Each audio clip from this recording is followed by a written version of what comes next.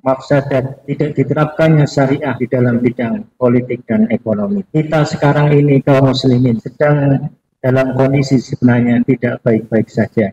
Ini tidak lain terjadi karena diterapkannya sistem pemerintahan yang kita menganut pada tata negara barat, yaitu demokrasi. Dengan demokrasi, pada saat reformasi, kita bisa saksikan betapa besarnya biaya yang kemudian ditimbulkan oleh sistem tersebut. Mulai dari kemudian setiap calon yang harus mengeluarkan biaya, hingga sampai ketika jadi calon pasti akan berpikir bagaimana mengembalikan uangnya. Dari situlah kemudian terjadi praktek korupsi massal terjadi di tatanan demokrasi ini. Bahkan tidak tanggung-tanggung, demokrasi pada tataran orde reformasi sampai saat ini pun banyak menelan korban, yaitu korban manusia dengan meninggal dunia misalnya. Kita bisa menyaksikan betapa besarnya biaya pemilu pada saat ini menelan angka sekitar 79 triliun. Dibandingkan sebelumnya pada tahun 2019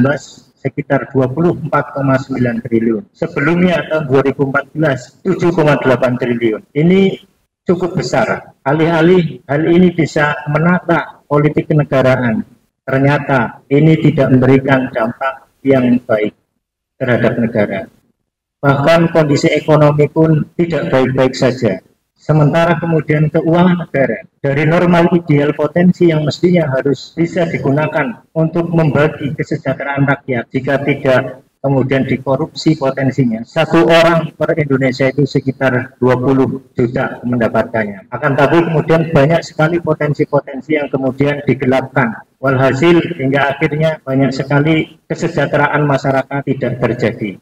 Ini merupakan satu pertanda bahwa sesungguhnya kita tidak bisa berharap pada sistem kenegaraan yang dianut dari tatanan barat. Karena itulah mestinya kita mengingat bahwa ketika kita tidak menggunakan syariah, maka Allah Subhanahu wa taala itu akan memberikan satu bukti. Wa man a'rada an dzikri fa inna lahu ma'isyatan dhanka. Barang siapa yang berpaling dari peringatanku, maka kehidupannya sempit. Disebabkan karena tangan-tangan manusia. Al-fasad menurut Ali As-Sabuni itu bisa karena dosa-dosa manusia.